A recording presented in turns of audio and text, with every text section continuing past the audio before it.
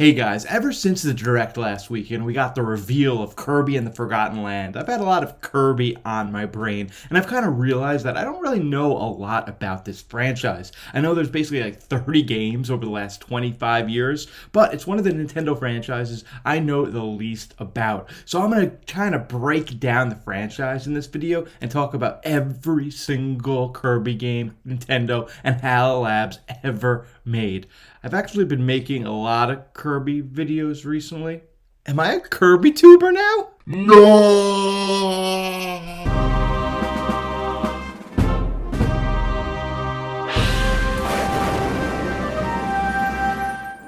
Hey, before we get into this video, I do need to mention that Kirby's is really interesting character. I mean, he has a lot of mainline stories, but he basically has, for every mainline, about 2 spin-offs. And it's kind of like whenever Nintendo had like a weird idea for a game, they're like, let's just put Kirby in it. So you'll see in this list, there's a lot of mainline adventure games, but then there's so many like creative outside the boxes, like weird games too. So it's kind of interesting and fun to kind of look at all this stuff. And guys, one more thing, if you are new to the channel, definitely think about subscribing, getting close to 1,600 subs, and as a small channel like mine, every sub, every like really means a lot. So without any further ado, let's take a look at this pink puff ball himself, Kirby. Let's go! Kirby got his start at Kirby's Dream Land in 1992. In this Game Boy exclusive, Kirby was basically just a 2D platformer. He didn't even have his signature copy ability yet. Another interesting fact that on the box art, Kirby is white and not pink. Obviously, there was no color pink on the Game Boy, so that's probably why they made Kirby white in this game. But this is a really solid Game Boy game that I used to play back in the day. I think you could beat it in less than an hour. In 1993, Kirby took his talents to the NES, and this was a great, beautiful game. And I'm not just talking kind of beautiful, this game is gorgeous. Kirby was finally pink in this game, and he has his signature copy ability where he can not only eat you, but then steal your powers and use them against you. This game was just like very, very creative and awesome, and a really great transition from Game Boy to the NES. In 1993, we also got Kirby's Pinball Land on the NES, and it's very self-explanatory, but they basically shrank Kirby down, turned him into a pinball game. This game is pretty freaking basics, and I played it, but, you know, I wouldn't recommend it that much, but it is interesting that they turned Kirby into pinball. What's another character they returned into pinball? In 1994, Nintendo turned Kirby into Kirby's Dream Course. I mean, this sounds like a really cool game, but when you really look at it, it's just a miniature golf simulator with Kirby. Granted, this is kind of different than anything else we've really seen. I played this game a few times and it's okay, but there's much better mini golf simulators today. But it's kind of just interesting that this early, back even in 1994, Nintendo is really trying to be creative with this franchise. In 1994, we also got Kirby's Avalanche, and this was another puzzle game, very similar to Pooey Pooey Tetris. Nope, just Pooey Pooey. Am I saying that right? Pooey Pooey. Well, you know, it was just a simple, like, match it block game. Came to 1995 till we finally got the sequel to Kirby's Dream Land on the Game Boy. And this one, Kirby was able to actually bring in some of his animal friends into the game and really just expand on the gameplay. Later that same year, Kirby's Block Ball was released. And this is just a block breaker with a Kirby skin. Granted, I love block breaking games, and adding Kirby to it just makes it a little more fun. But it's just awesome to see all these different Kirby games so early on. Kirby would finally take the jump to the Super Nintendo in 1996 with Kirby Superstar, and this was another really creative game. There were actually about 8 mini games put into this one collection, and they weren't just mini games. A lot of them were really mainline stories. Even one of them was a remake of Kirby's Dream Land. So you got a remake of Kirby's Dream Land plus 7 other games packed into this collection. When I was a kid, I used to play this over and over and over again. It was so much fun.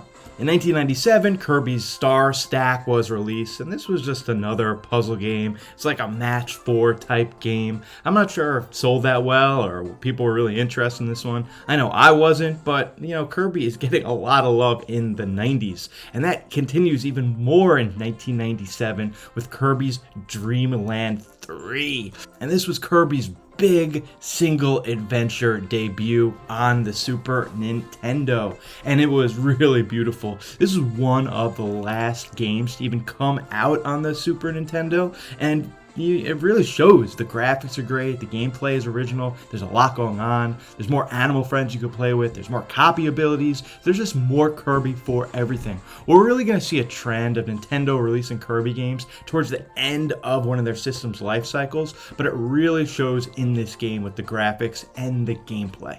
In 1998, Kirby only got one game, and it was a remake of Star Stacker, and that was Super Star Stacker on the Super Nintendo. There was no Kirby game in the year 1999, and we would have to wait all the way to the year 2000 for the next Kirby game, and that's Kirby 64, The Crystal Shards. And this is Kirby's first jump into 3D, or 2.5D. You saw Mario and Zelda get those big, beautiful 3D games, and Kirby, he got his 2.5 game, and people really like this game. Well, some people do, other people think it's just okay, but they really introduced the copy ability, but you're actually able to combine 2 copy abilities, so there's a lot of variety and a lot of different ways to play this game. Kirby Tilt and Tumble came out on the Game Boy Color that same year, and this was another little spin-off game, a little different, still a Kirby game. There's actually tilt controls built into the game, so you would actually have to go left or right. This is really the early motion controls. So if you want to know where motion controls really started, you could blame Kirby.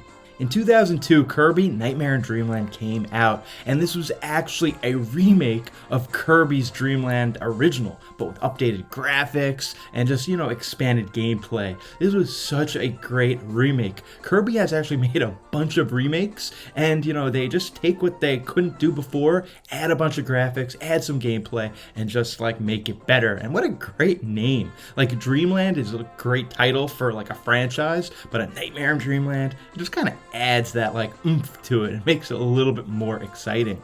Kirby Air Ride was a great GameCube game. It was one of the only racers that really Nintendo came out with in that area. I mean, it's kind of a little easy, the controls, but people really love it, and it's become kind of a cult classic. What's interesting about this game that sets it apart from other racers, Kirby's just going and you press a button for brakes. Like other racers, the car just doesn't move, you have to press the gas. That just makes it a little bit different, but this unique racer, I'm really surprised never got a sequel. It doesn't get more love today.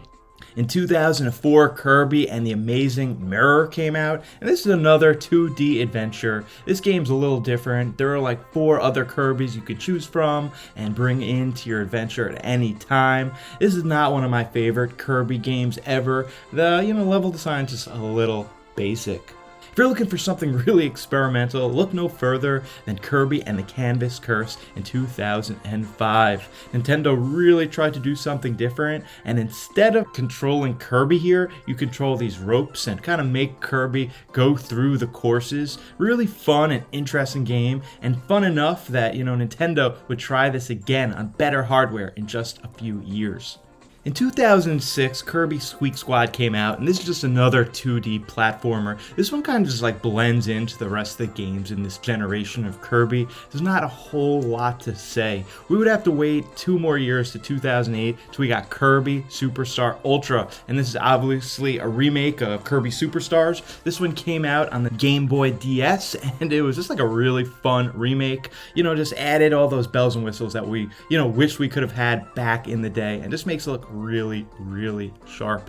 There would be no game in 2009, and then Kirby would finally take his talents to the Wii in 2010 with Kirby's Epic Yarn.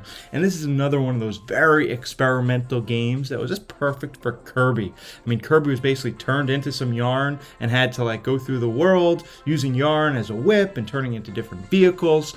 Not very much like a Kirby game. This really reminds me more of a Yoshi game, but they decided to put Kirby in it. Great looking game and really fun.